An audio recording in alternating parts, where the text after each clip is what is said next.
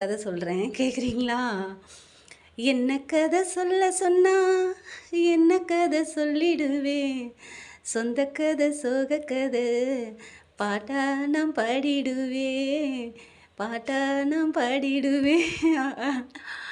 என்னடா இது கதை சொல்கிறேன்னு சொல்லிட்டு பாட்டு பாடுறீங்க அப்படின்னு தானே கேட்குறீங்க. இல்லைங்க, சொல்கிறேன் கேளுங்க. நான் 13 வயசு வரைக்கும் எங்கள் வீட்டில் பயங்கர செல்லங்க. எல்லாருக்கும் பொம்பளை பிள்ளைன்னா அந்த கருத்தம்மா படம்லாம் பார்த்துருக்கீங்களா? அதெல்லாம் எங்கள் ஊர் சைடு தான் எடுத்திருப்பாங்க.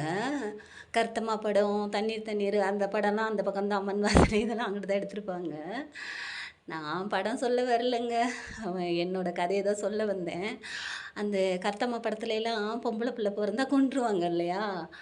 ஆனா எங்க வீட்ல நான் பொறந்த உடனே ரொம்ப சந்தோஷமா இருந்ததாம்.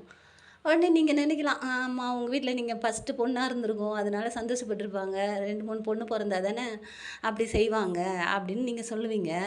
இல்லங்க, நானும் எங்க வீட்ல 2வது பொண்ணு தான். நான் பிறந்த உடனேவும் அவங்களுக்கு ரொம்ப சந்தோஷமா இருந்ததாம். ஏன்னா, எங்க பாட்டியோட பொண்ணு பிறந்து ஒரு 13 வயசுலலாம் செத்துட்டாங்களாம். அதனால அவங்கள மாரியே இருக்கேன் அப்படின்னு சொல்லிட்டு ரொம்ப புடிச்சு போச்சு அவங்க எல்லாருக்கும். பயங்கர செல்லங்க. எங்க பாட்டி ரொம்ப பணக்காரங்க. அதனால அவங்க பொண்ணு செத்து போனோனே அவங்களுக்கு ரொம்ப வேதனையா இருந்ததாம். அது நான் என்ன பொறந்த உடனேவும் அவங்களுக்கு ரொம்ப சந்தோஷமா இருந்ததாம். ஐயோ! என் பொண்ணே திரும்பி வந்துட்டா! அப்படின்னு ரொம்ப சந்தோஷப்படுவாங்களாம். அதனால பயங்கர செல்லங்க எனக்கு. பயங்கர செல்லம். நானும் பயங்கரமா சேட்டை பண்ணுவேன். உடனே என்ன சேட்டை பண்ணாலும் அடிக்க மாட்டாங்க. அடிக்க மாட்டாங்கன்னு இருந்தா, அந்த வீட்ல அந்த பிள்ளை எப்படி உருப்படாம அலையும்? அப்படிதாங்க இருப்பேன். பனை மரத்து மேலலாம் ஏறிடுவேன். கிணத்துல குதிச்சு விளையாடுவேன். மாமாவுக்கு என்னைய ரொம்ப பிடிக்கும். ஏன்னா, அவங்க அக்கா மாரியே இருக்கேன்னு சொல்லிட்டு, எனக்கு ரொம்ப பிடிக்கும். எங்க ஆச்சிக்கு 9 பிள்ளைங்களாங்க. அதில 2 தான் இருந்தது. மித்த 7 செத்து போச்சா, அதில அவங்க மூத்த பொண்ணு தான் அவங்களாம். அவங்கள மாரியே இருக்கேன்னு சொல்லிட்டு எனக்கு ரொம்ப செல்லம்.